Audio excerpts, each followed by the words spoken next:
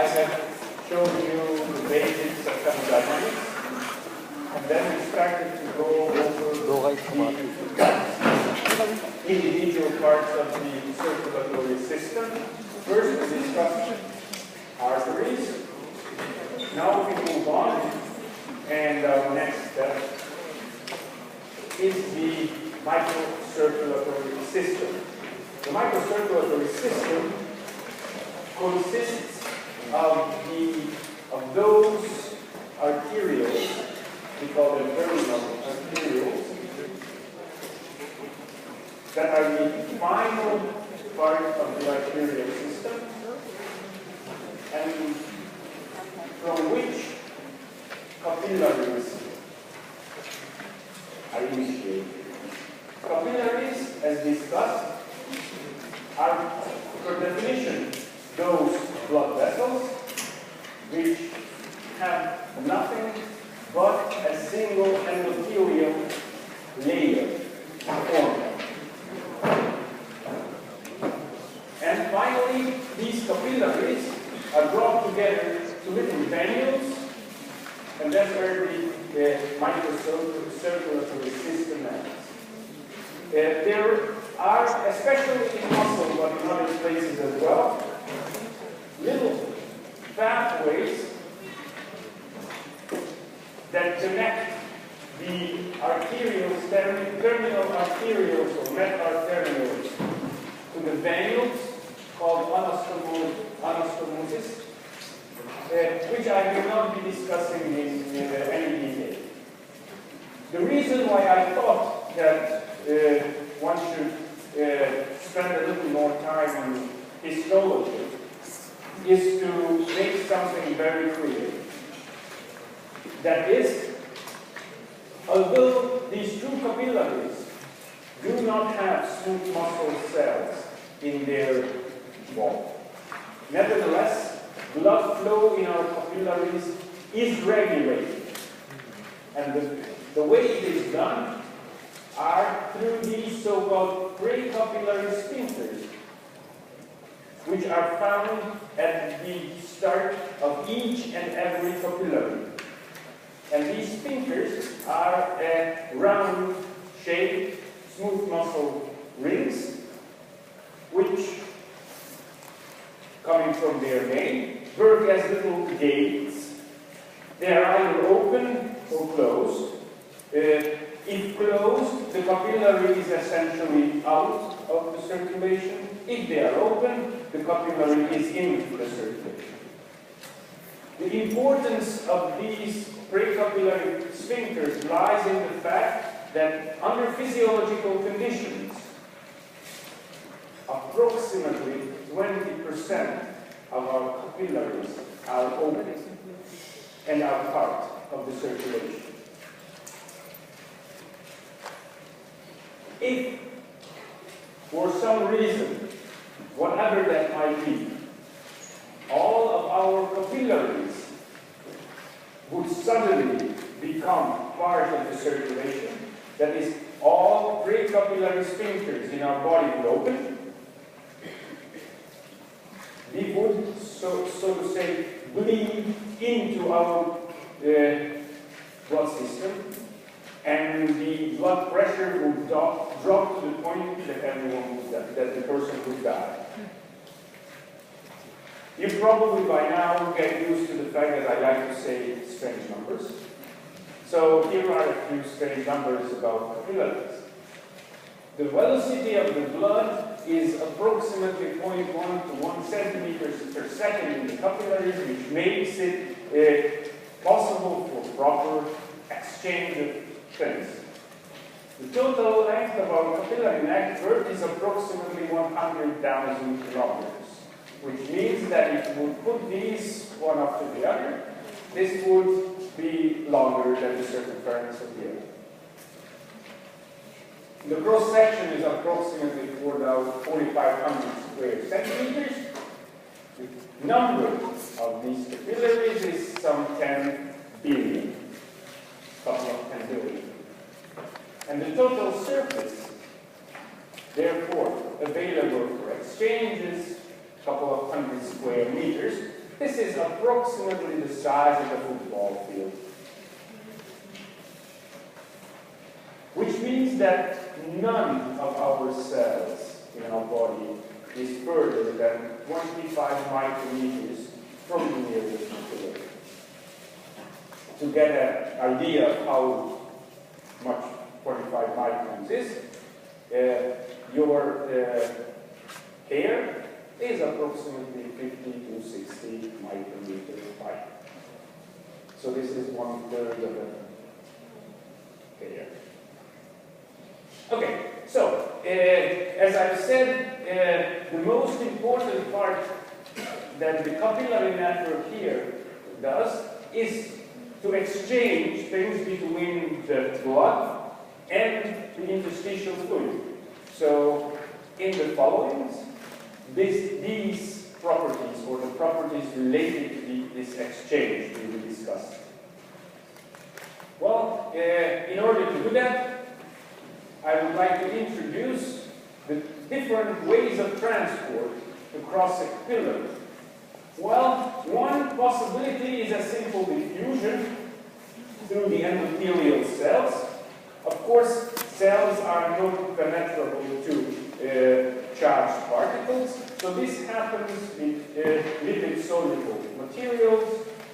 Most important are, of course, the gases that we use, oxygen going from the blood into the interstitium, whereas CO2 going the other way. But there are other lipid-soluble molecules that can go. Of course, in certain cases, the endothelial cells are connected with tight junctions, meaning that even between cells, transport is not possible. So under these conditions, water-soluble molecules can only go through via vesicular transport. This vesicular transport is usual transcytosis, which is an endo and exocytosis, or sometimes even a fused channel can be formed of vesicles, which is not far from what we understand under the bulk flow. And the most important that we will be discussing today is this bulk flow. In fact, C, that is this fused vesicle network, is a borderline case between vesicular transport and bulk flow. Bulk flow occurs if the endothelial cells are such that between them the junction is not so tight, or the endothelial layer is fenestrated, or even maybe discontinuous. Now, what do we understand under this bulk flow? The easiest way to understand bulk flow is if you are familiar with cooking. If you are familiar with cooking, then I am absolutely, my saying is that if a man cooks, that is either of two reasons. One, it is a hobby. Second, it is a self-defense. So, but even at my level of cooking, I have cooked pasta.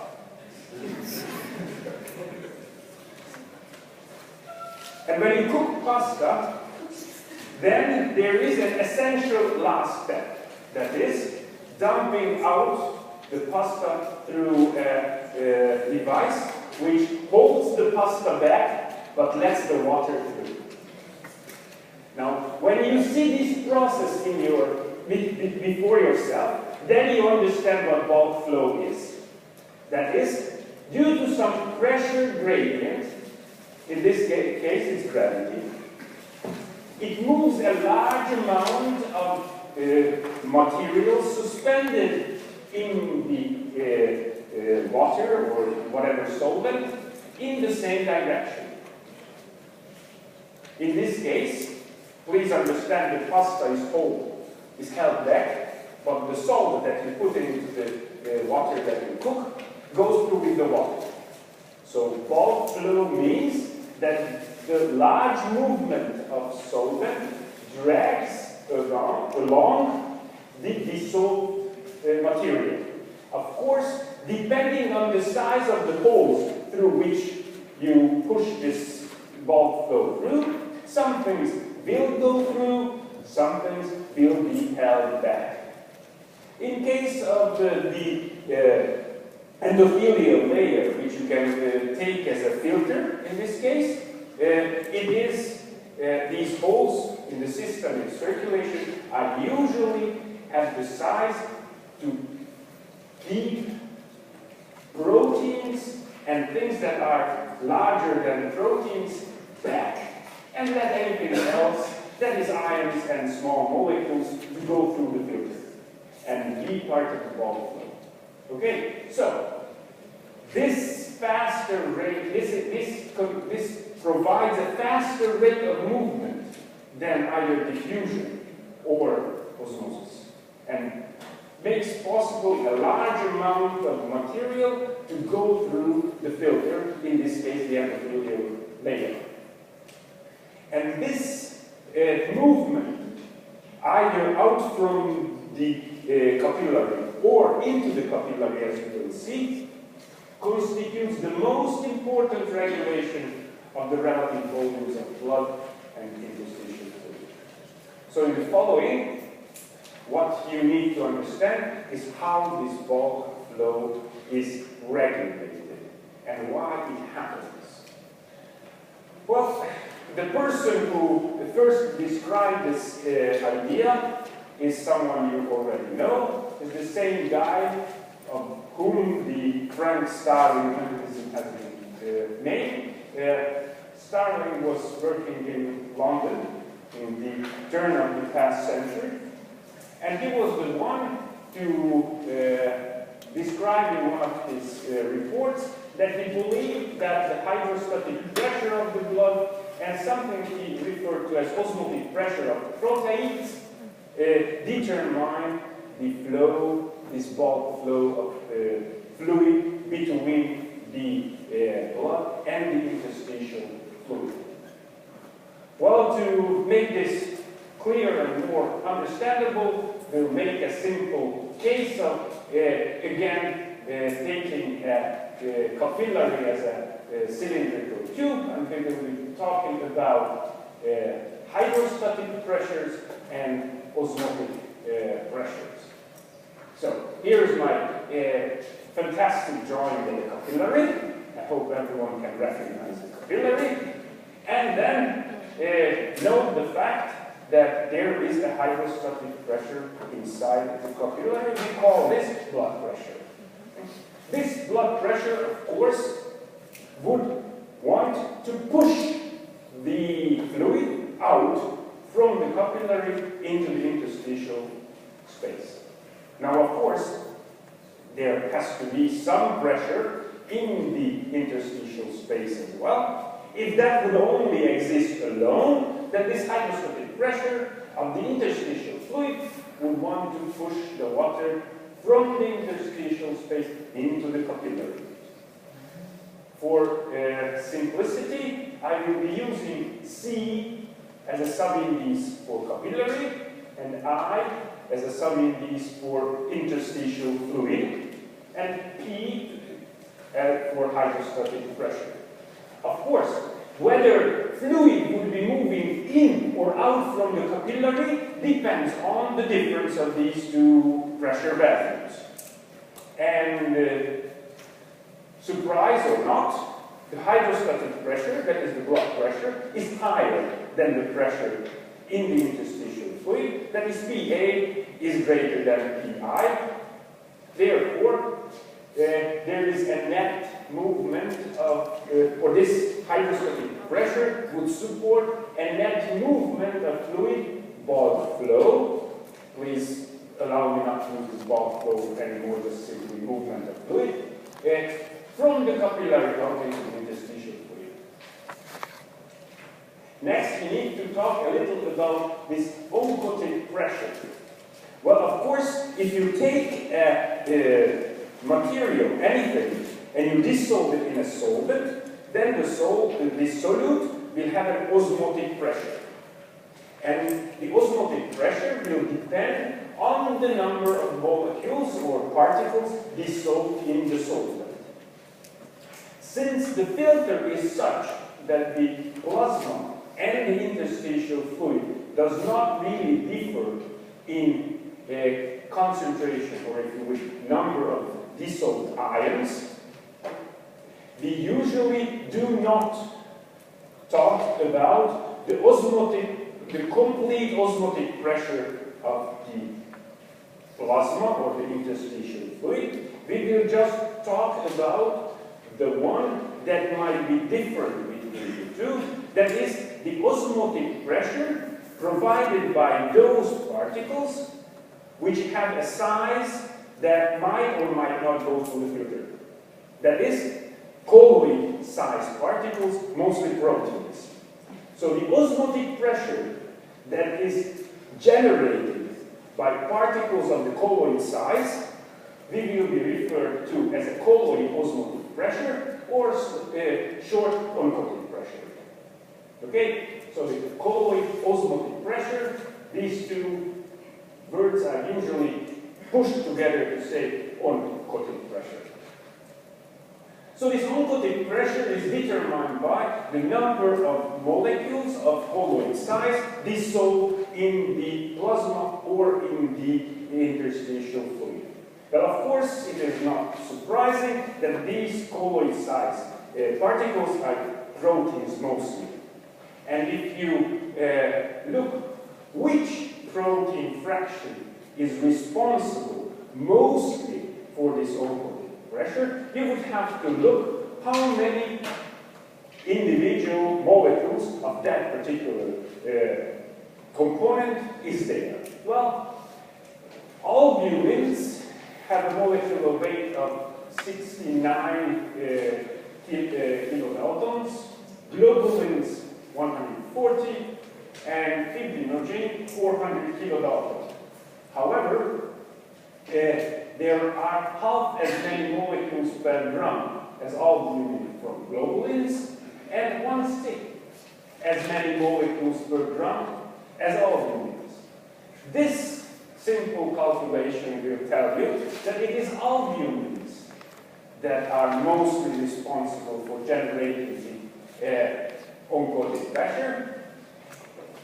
In numbers, if you wish, albumins, there is 4.5 gram per deciliter, or 45 gram per liter, if you wish.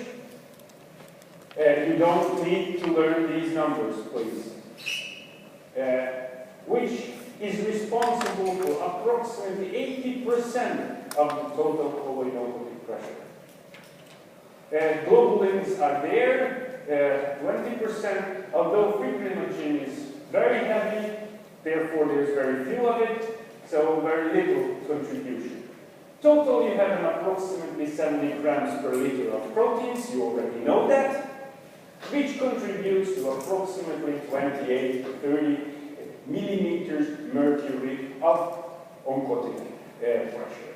And again, it is albumins that are mostly responsible for generating this oncotic pressure. Due to the fact that this is a pressure, I would have to refer to it by abbreviating it with something of P. Now P is already taken, so instead of P I will use pi. That is the Greek letter for P. So whenever I'm talking about oncotic pressure, I will be using the letter pi to abbreviate it. Okay? So let's see again my fantastic drawing of the capillary. There it is.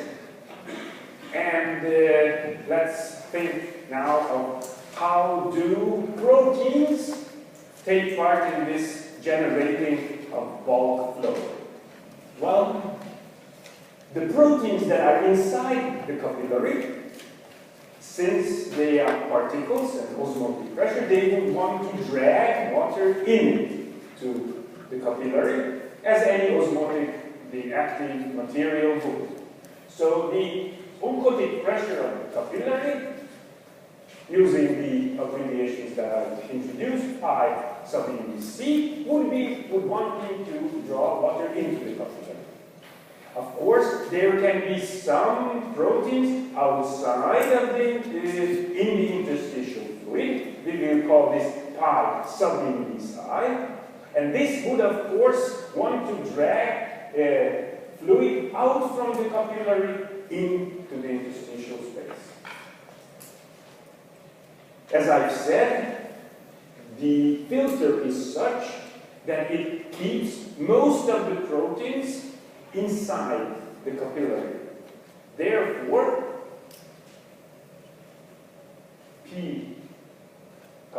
pi capillary minus is greater than the oncotic pressure in the capillary is greater than the oncotic pressure in the interstitial space.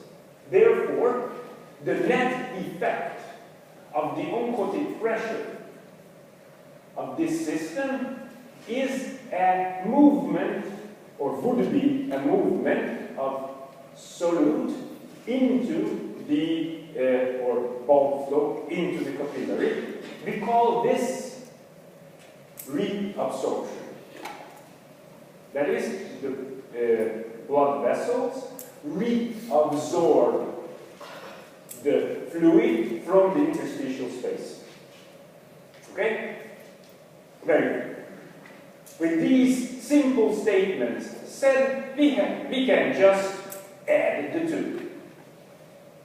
That is, there is always an effective pressure, which is determined by the difference of the net hydrostatic and net colloid-oncotic pressures.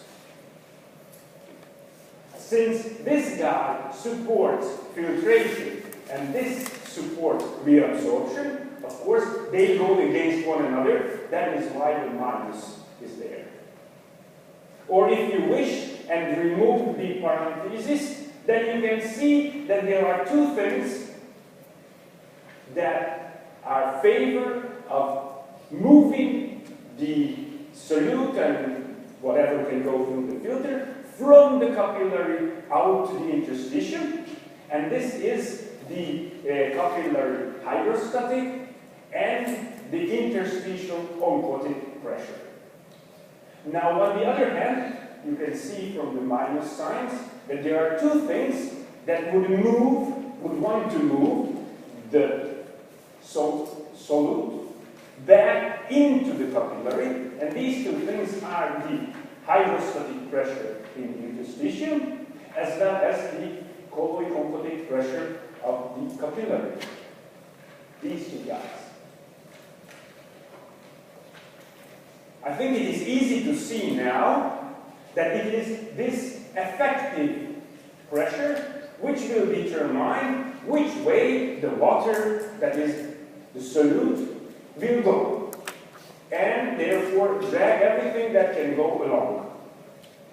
If this effective pressure, we sometimes call it effective filtration pressure, is greater than 0, then there is a net movement of solute out from the capillary into the interstitium, that is, filtration occurs. If, on the other hand, effective filtration pressure is negative, then, of course, there is a net movement of bulk flow from the interstitium back into the capillary. And, of course, if the effective filtration pressure is 0, then there is no net movement. We would say that there is a filtration activity.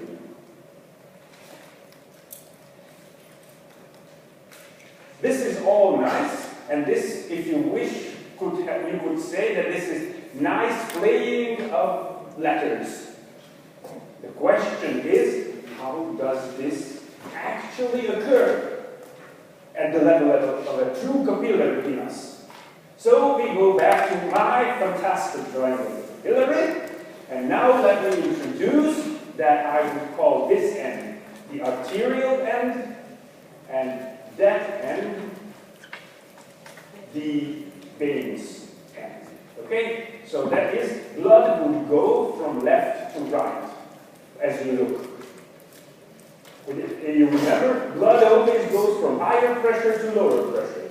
Remember that? No fairies, no little trolls shoveling blood around, down the pressure gradient. So, pressure at the arterial end is greater than at the venous end. As a matter of fact, ladies and gentlemen, under normal conditions, physiological conditions, in systemic capillaries, from all those funny number letters and things that I have shown, it is only the hydrostatic pressure of the capillary that actually changes in this system. The interstitial pressure in the interstitial fluid is constant essentially all over the body. We assume someone laying down, otherwise there will be effects of gravity, which I will come back later in the second lecture today. And the protein concentration in the plasma is whatever, so it is constant, and so is constant the protein concentration of the interstitial fluid. So actually, as I said, it is only the hydrostatic pressure that changes in these systemic capillaries. Remember, resistance is proportional to length, so one can derive the fact that it actually changes linearly. So what happens is the net hydrostatic pressure drops as we go down from the arterial end to the venous end. Actually, the value drops from approximately 35 or so millimeters mercury to approximately 20 millimeters mercury. Numbers that you don't need to know, just for approximations. As you will see, they both can vary so much that it is needless to know precisely the number. On the other hand, proteins in the interstitial fluid are essentially non-existent, so the net difference of colloid-oncotic pressure in the capillary and the interstitial fluid is of course constant and is a good approximation that it equals the capillary oncotic pressure, so it is a straight line at approximately 25, 28 millimeters mercury. So this is how the net oncotic pressure looks as you go along the capillary. Now, if you take the equation that we have just discussed and these two lines, everything else becomes absolutely clear and easily understandable. We will now just look what happens to the effective filtration pressure, and that will tell us what happens. Well, at the approximately 2/3 of the capillary from the arterial end, these two lines cross one another. That is, P effective is 0, so there is filtration. Equilibrium, water, bulk flow doesn't occur. On the other hand, if you go left, that is closer to the arterial end, the net hydrostatic pressure is greater than the net colloid-oncotic pressure. Therefore, the effective filtration pressure is greater than 0. So, filtration occurs. If you now go to the right, that is to the venous end, then the oncotic pressure becomes greater than the hydrostatic pressure difference, oncotic pressure difference. Therefore, the effective filtration pressure becomes negative.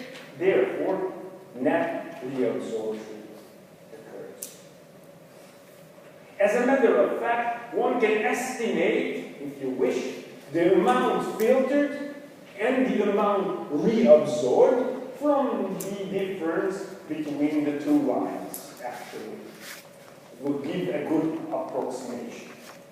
You can already see, just by looking at it, that it is likely that for some reason more things get filtered than reabsorbed. This leaves a question of what would happen to the blood volume if this would go on. Well, very simple explanation. There is an approximately 10 millimeters mercury of effective filtration pressure to get to move the solids out. There is an approximately 9 millimeters mercury minus to get things reabsorbed. So approximately 90% of what is filtered is reabsorbed. The rest must leave. And that, ladies and gentlemen, is the lymphatic flow.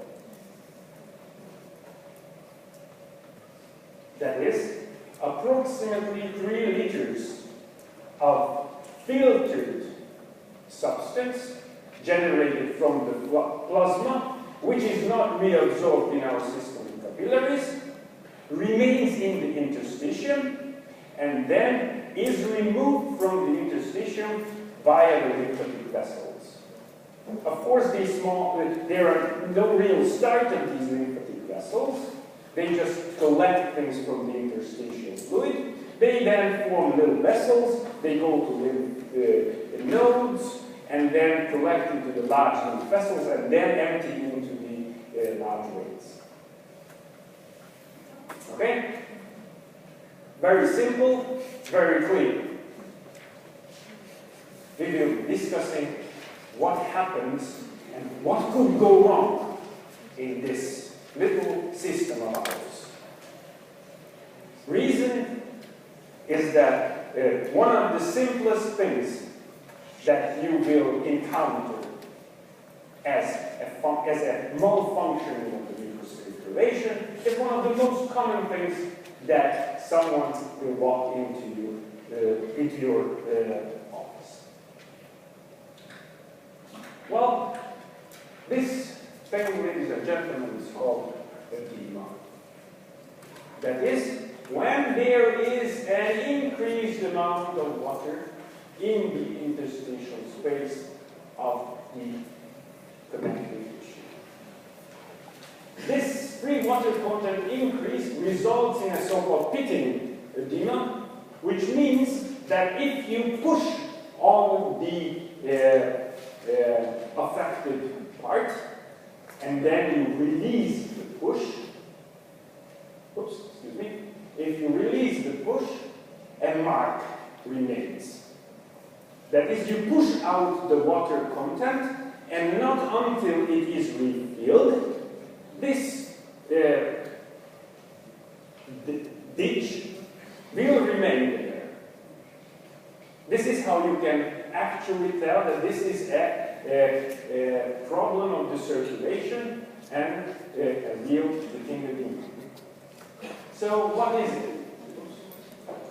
It is usually the consequence of an imbalance in filtration and reabsorption. Physiologically, filtration is slightly, but significantly, larger than reabsorption. The difference is the loop.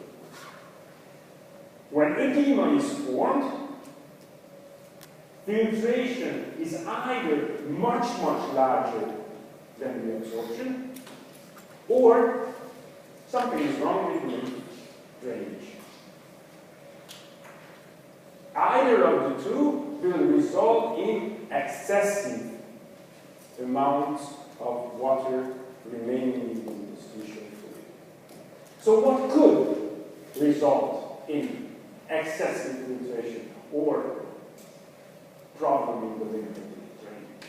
Well, I will be using this simple drawing of mine showing the net hydrostatic and net oncotic pressure. Again, I'm not using values only the relative position of the two lines matters. And please remember the simple statement that the greater that is, the more is filtered, the greater that is, the more is reabsorbed. So, what happens if for some reason the patient has high blood pressure? That is, increased arterial pressure.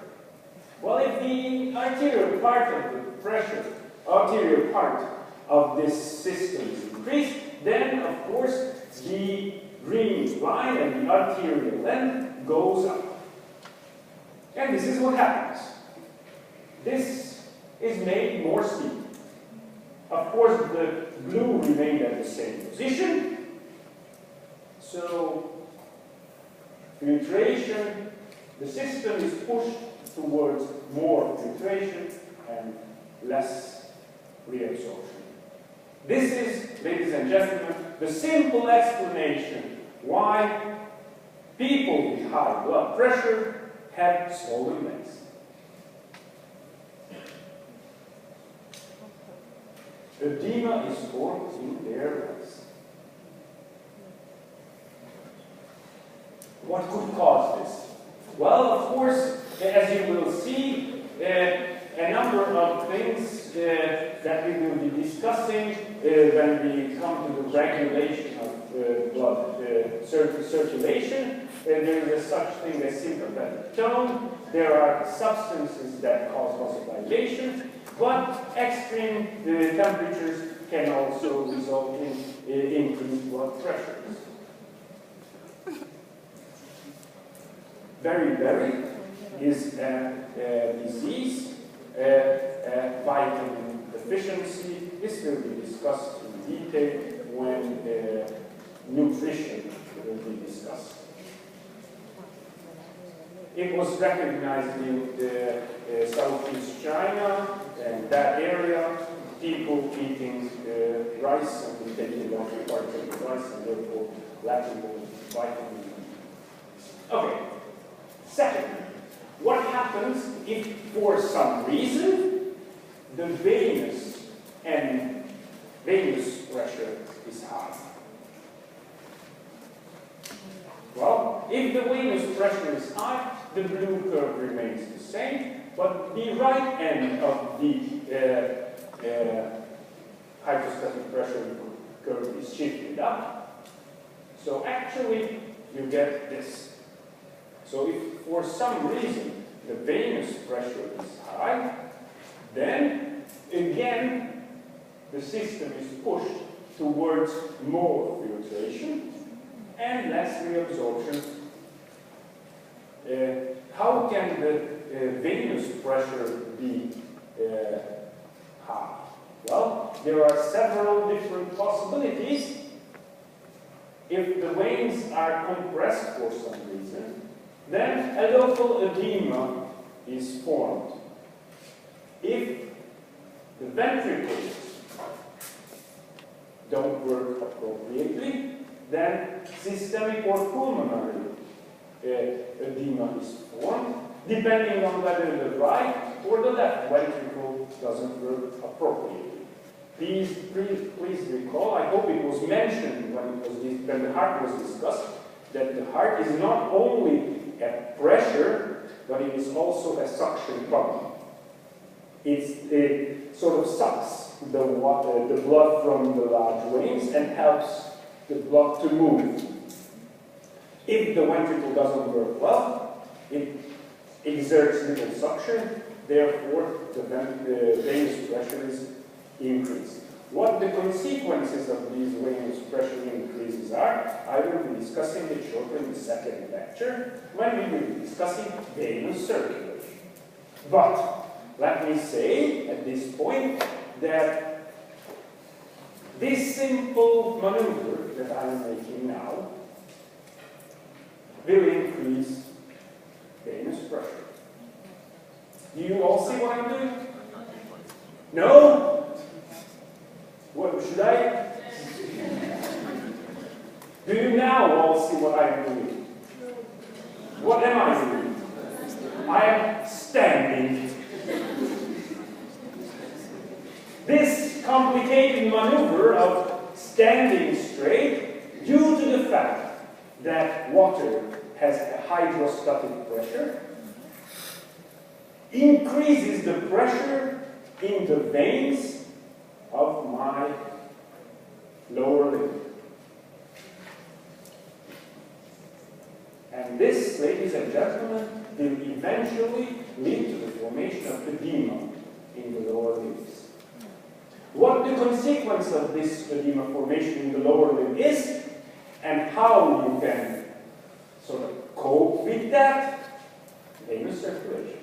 I'm trying to make you excited about venous circulation. Okay. There's another problem with the circulation in the veins. That is, due to if the system doesn't work too fast, then thrombus can form in the veins, blocking the movement of the blood, and therefore cause locally an increase in pressure, since the blood from that area cannot move away. That will, of course, result in edema formation in that lower limb,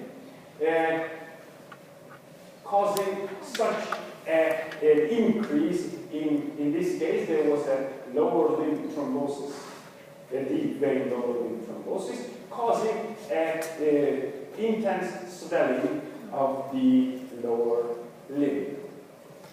Of course, thrombosis formation it's only one of the problems of having edema formation, but little pieces can break off from this thrombosis, called embolus. And this embolus can travel along the large veins, since as it goes in the venous system, it sees larger and larger diameter veins.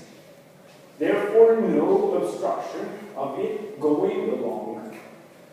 And as it goes along, it gets into the heart and then into the pulmonary circulation, in which it will travel towards smaller and smaller blood vessels and will eventually get clogged and stop the flow of the blood in that particular part of the pulmonary circulation, therefore causing pulmonary embolism.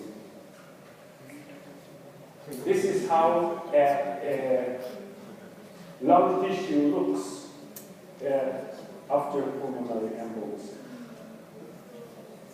This is where you can see the embolus clogging the pulmonary artery. One possibility of this happening is in the long journeys, especially in flights, where there is a change in pressure, and this can have the break-off of thrombosis. So they will tell you to move around in the airplane. Did you hear that, ladies and gentlemen, before when they're suggesting that you should walk in long flights? Well, if you're not, then I'll tell you, it's very good to walk in long flights. Although some people, this is a case taken from such a case where this embolism happened, some people decide to solve the problem in a different way. Instead, well, we were just trying to lessen the danger of blood clotting and exercise under the way. Not that I'm suggesting this exercise can be done every time in the brain, but exercise on the brain is always okay. So, as I've said, left ventricular and right ventricular failure means that the drainage from the systemic or the pulmonary circulation is determined by how intensively the heart can pump and therefore suck the vena cava, or the pulmonary veins. Case number 3.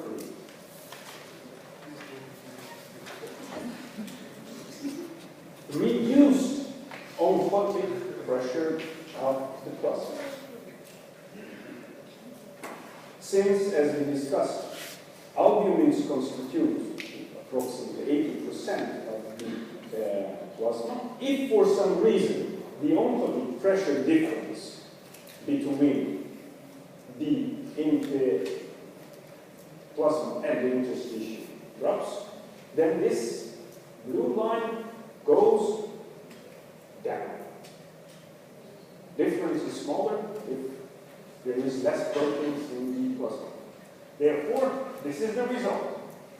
Again, a dramatic shift towards filtration and reduced reabsorption. Well, this is the result of hypoproteinemia. For some reason, there aren't enough proteins in the plasma. What could cause hypoproteinemia? Well, if you don't eat much. I don't know if you have seen pictures before where children with very gracile limbs and big stomach is seen. This big stomach, ladies and gentlemen, is due to the edema formation on the trunk that results from the malnutrition.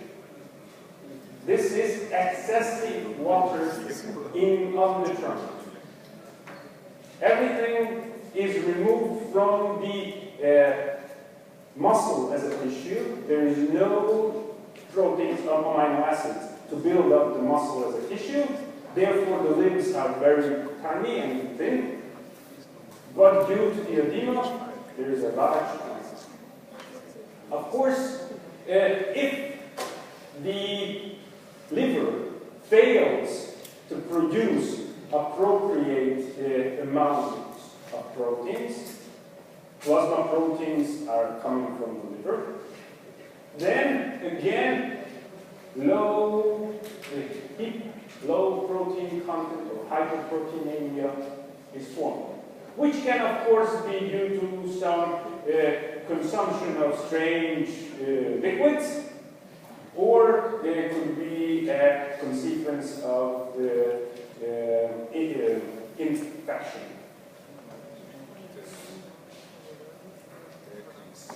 However, proteins can be lost from the plasma if, for some reason, the filter at the level of the kidney does not work properly. In this case, proteins appear in the urine. You lose a lot of protein. This is called nephrosis. Nephron is the particular part of the kidney which is the essential function of urine.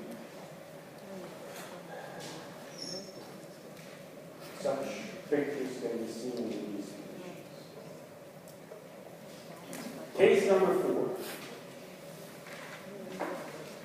What happens if the lymphatic drainage is not appropriate? Well, then, although everything else seems to be working properly, water that is formed out here remains in the interstitial space. This is usually the cause of a little worm, Bucharella blancopi, which is endemic to the tropical areas, shown red in this picture. It spreads with mosquito bites. It gets into your blood system, then travels along and sits into one of those lymph vessels and attaches itself to the lymph vessel wall and starts to grow. And it grows until the point it completely blocks, or can completely block, the lymph vessel. Well, if the lymph vessel is completely blocked, then all that what goes out stays out. And it can cause strange changes. This is the guy when it is small. This is the guy when it is long. The disease is referred to as filariasis or elephantiasis. And this is how it is. So filariasis is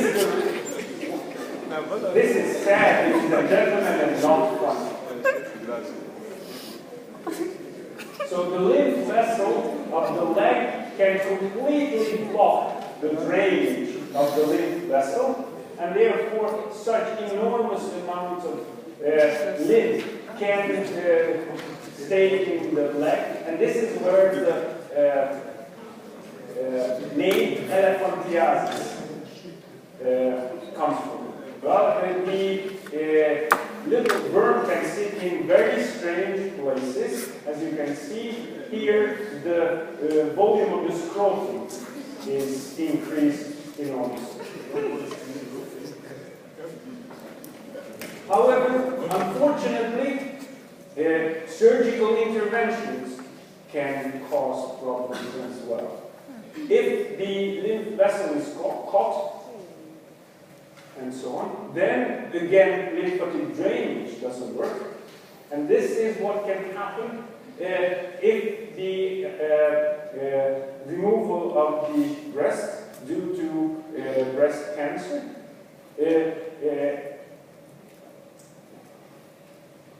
interferes with the lymphatic drainage, in this case of the left arm.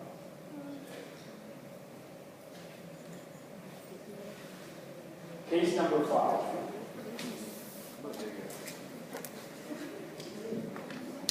We said that proteins in the interstitial space are of very low concentration. This, under physiological conditions, is true. However, under certain conditions, proteins can appear in the interstitial space.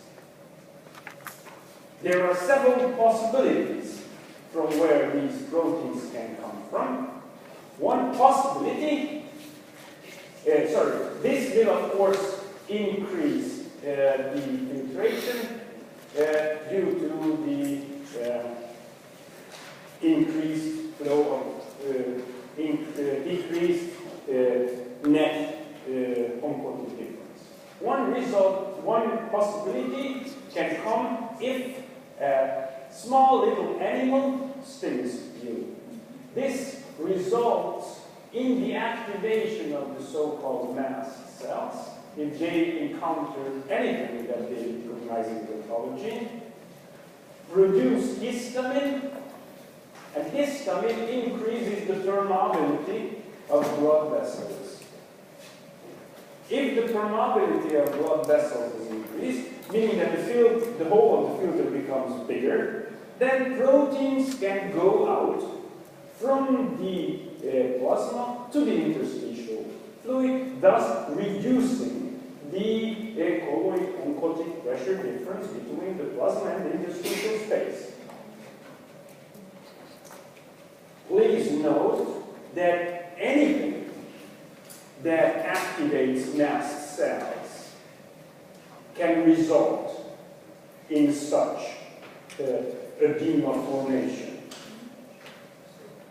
If it is a sting of a bee, then it will remain local. And what you get is a little bump. And of course, itch, which we will not discuss at the moment, that's neurobiology. But if this happens on a systemic scale, then large amounts of fluid can leave the vessels, and there is an enormous amount of loss of circulating plasma in a very short time, which results in a dramatic drop of blood pressure. This is the case that we refer to as anaphylactic shock. This can happen after an injection where the injected substance is recognized by the body as an allergen, and large activation of mast cells, large amount of histamine release occurs, and therefore the patient can faint and collapse right after the injection, half a minute or so, and completely lose consciousness due to the fact that bleeding of the plasma hole or dropping plasma hole. Of course, proteins can not only come from the plasma, proteins can come from cells if they are damaged. If cells get damaged, they lose their protein content to the interstitium. All those who have hit their head, or bumped their head, as we say, and had a bump on their head, know that damage to the cell results in local edema formation. This is the reason, ladies and gentlemen, why you get bumps on your head if you hit it. It forms much easier on the head simply because there is a bony structure behind, so the heat damages the cells more than if it is a soft tissue hit. But of course, if you get kicked or hit hard enough, bumps can form, or edema can form anywhere on your body. I could go on and on discussing different cases of how edema can form. I made a case of 5 most likely cases, but I hope now you can, simply looking at the equation that we discussed, go on and understand edema formation on your own. And this, ladies and gentlemen, concludes what I wanted to say about microcirculation. We finally move to venous circulation. Venous circulation is, of course, due to the, or is the last part of the circulatory system, but rather interestingly, although veins are referred as capacitance vessel, they have a high compliance.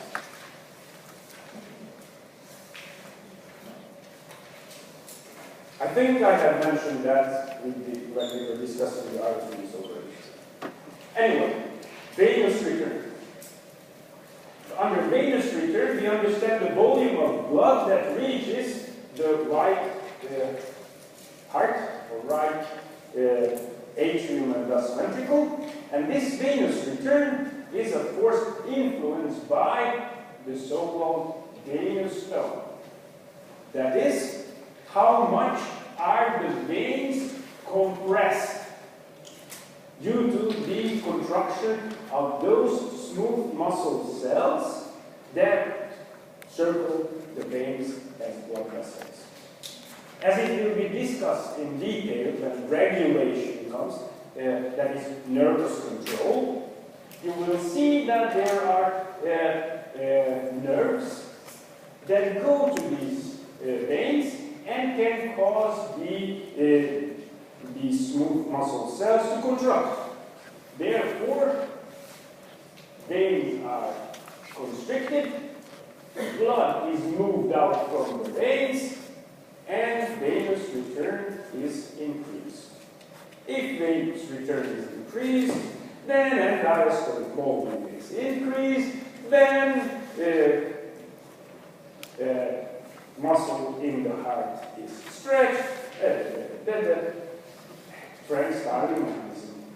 This is so trivial that I don't need to discuss it in detail. Okay. Right heart function.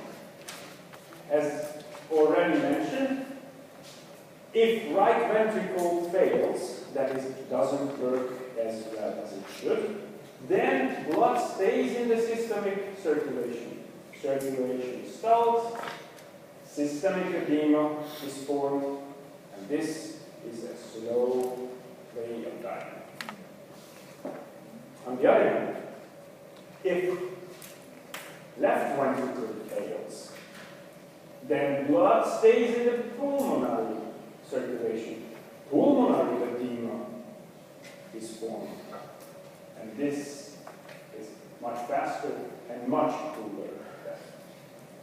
This, ladies and gentlemen, has been used in ancient times to kill people. You know how it is called? No? No one? It's called crucifixion. So when you are on the cross, you die from pulmonary edema. Unless birds and others eat you first. It takes a few days to die, but you suffocate.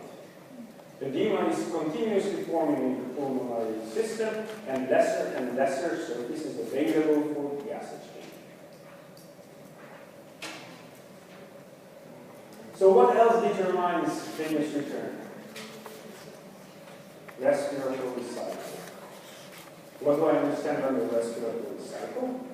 When you breathe in and out, your chest cavity changes its volume.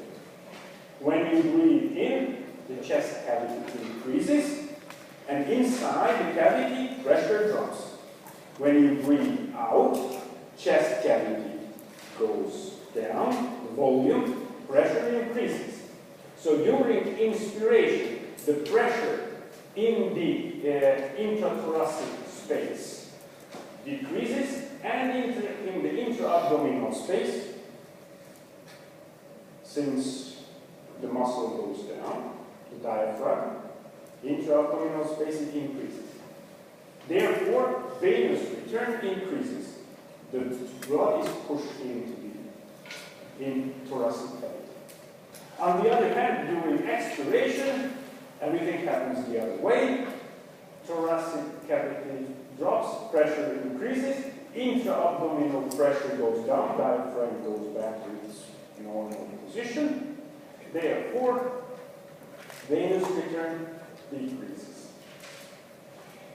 So the negative intrathoracic pressure helps the blood to move back towards the heart until a certain point in value. If intrathoracic pressure is too small, veins collapse, as we discussed. Remember, critical closing pressure. So under a certain value, veins in the thoracic cavity collapse, and that, of course, is a problem for venous return.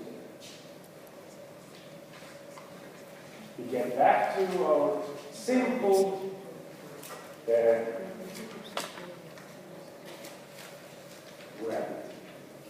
Once you stand, the venous pressure will increase by 0.77, if you want very precise numbers, millimeters mercury for each centimeter. Mercury is 13.8 times more condensed than water, so 1 centimeter divided by 13.8 gives you the value that you need. So, since this is 150 or so centimeters, so pressure down there is a 70 or so millimeters mercury. So venous pressure around the ankle is about 90 millimeters mercury if you stand. 20 from the normal hypostatic pressure and 70. So how can you solve the problem? Well, ladies and gentlemen, the solving of the problem is very simple. You have to put the patient in a horizontal position. If need comes, you have to lift his leg. Please note that our nervous system has implemented this as a regulatory mechanism. Take the following simple case. I think many of you have experienced the case that it is an opening or closing ceremony at the school. Then the director, everyone is standing, and the director comes and starts his speech. And then he stops, talks. The school has made this, students have reached that, and so on and so forth, and all of a sudden somebody, poof, falls out from the line. This, ladies and gentlemen, is a simple homeostatic mechanism. The person, due to the edema formation in the leg, has lost a lot of blood pressure has dropped, unconsciousness comes, the patient or the person is put in a vertical position, which will eventually solve the problem of standing and having the inappropriate pressures in the leg. If you want to help this patient, please remember that it's a very simple trick. Lift his her leg up.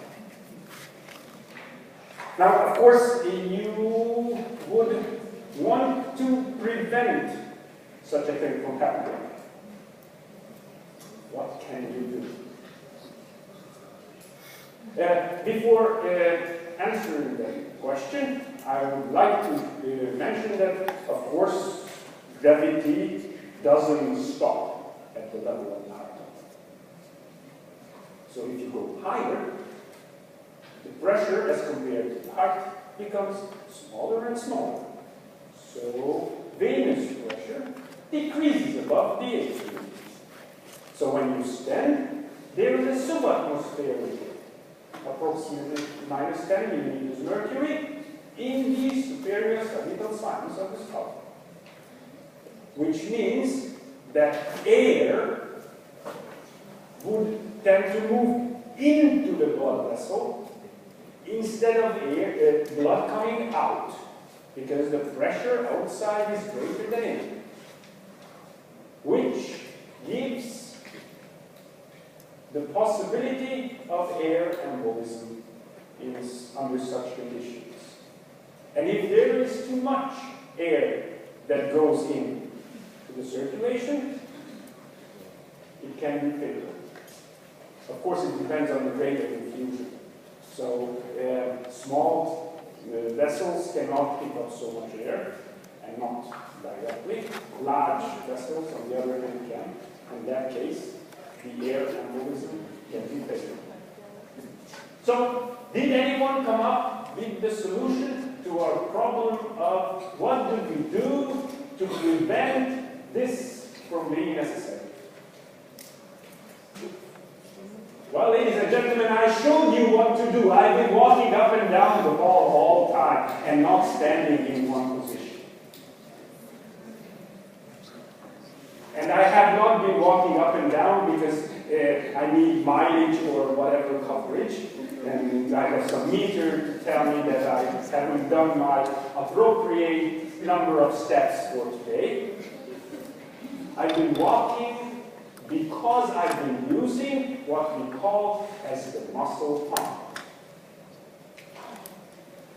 When skeletal muscles contract, they not only pull on the joints, they also press on veins.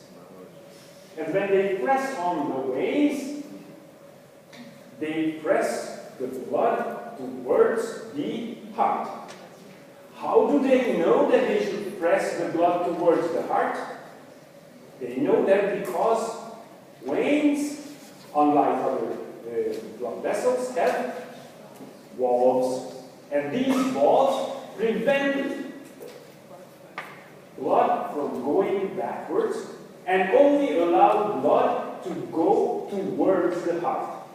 So walking, or if you have to stand still, simply by making your muscle contract. You can make your muscle contract without actually taking a step. Anyone can, how should I say, make the muscle contract. This would help on lowering the incidence of edema formation in the lower limbs. But again, the best is to move around, and this will help and reduce the edema, and therefore reduce the actual pressure in the veins, and keep the blood volume normally circulating. Okay? So if you see someone in the lecture hall walking up and down, you know that it is either if he hasn't taken enough steps, or he knows physiology.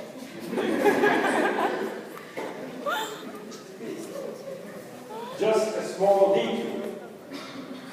Of course, standing will make the pressure in the veins large.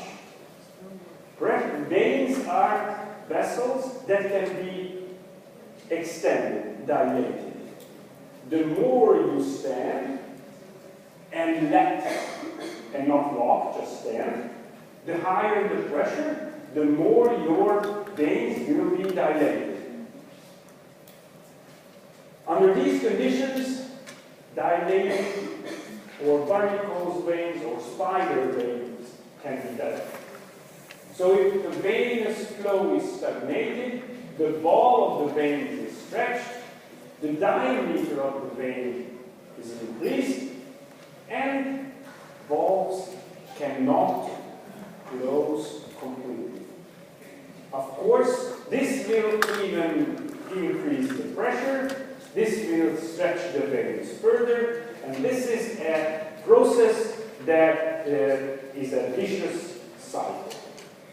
The longer you stand, the more it is dilated, the less the valves close, the more the pressure, the greater the stretch, and under normal conditions. This is what happens under varicose veins. This is what happens, and this results in the stagnation getting worse and dilating the veins even more. So under normal conditions, this is what you should see, but this is what you see when varicosities start to develop, and this is how severe varicosities look.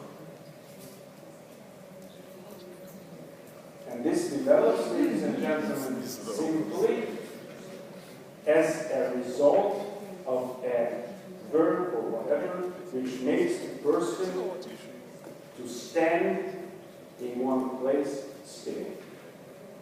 So standing jobs, if the person is not allowed to walk around, will result in varicose veins. So please remember this if you happen to be a physician who has the, how should I say, right to judge workplaces.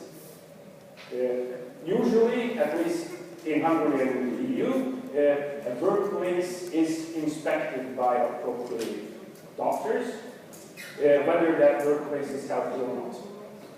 Please remember that the workplace should be such where the worker has the time and the space to walk around. Otherwise, this is what will happen. Okay. So we were discussing the question of what determines venous return. So, total peripheral resistance.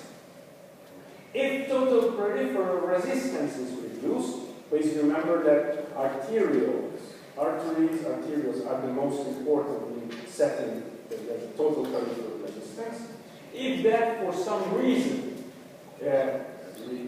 reduces, then the blood rushes into the venous system and increases the increases the venous return. But muscle pump is an, sorry, before time. Yeah, I was, how did you, yeah, I was not allow you to think if I would just go on. When would blood rush into the venous system because of decreases in total variability?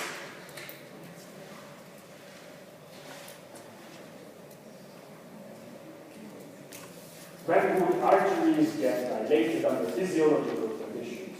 When is that you have much more blood moving around than normally? Louder. Exercise. So when you start exercising, your muscle arteries dilate and a lot of blood moves around. Okay? So, although muscle pump is an extremely important to return the blood to the heart in exercise, after a vigorous exercise, it is essential to have a warm down. That is, I don't know if you have exercise, but if you do a vigorous exercise, they always tell you not to sit down, but keep on a slow activity. Why? Because all this thing is now running around and is in your veins. And if you sit down, there is not enough muscle pump to return the adequate amount of blood to the heart. And without this, blood remains in the blood vessels of the muscle.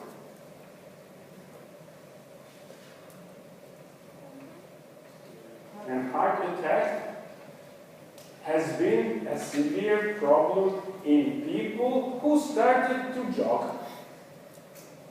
They decided that, I heard on the television that it is good to run. So I will go down and run. So they go down, they start running, run for a half an hour, and I'm so tired.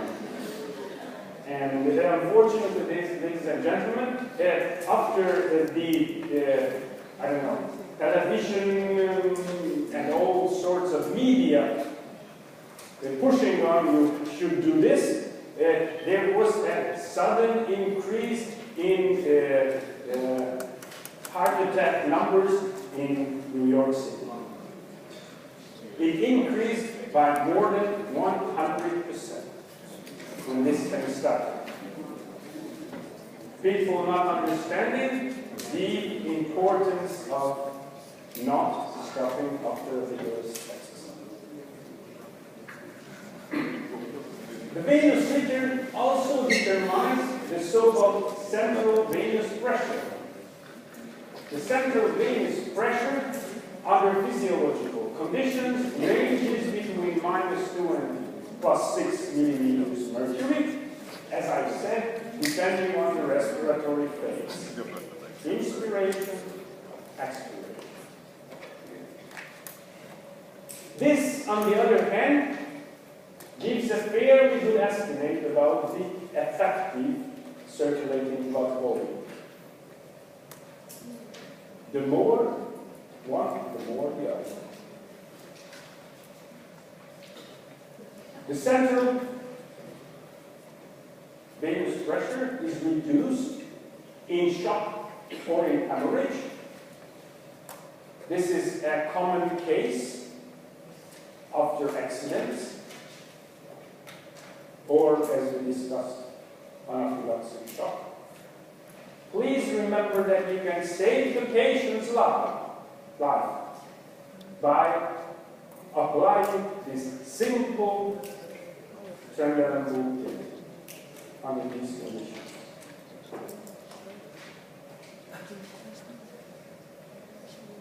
The central venous pressure, on the other hand, will increase if there is an increase in right ventricular failure. And if The central venous pressure is 10 millimeters mercury.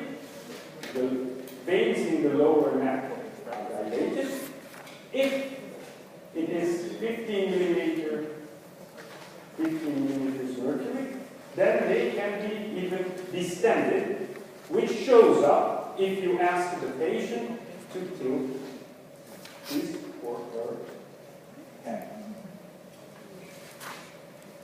This is a very simple way of checking how central venous pressure looks, and a very simple way of, as a first step towards diagnosis, failed intervention.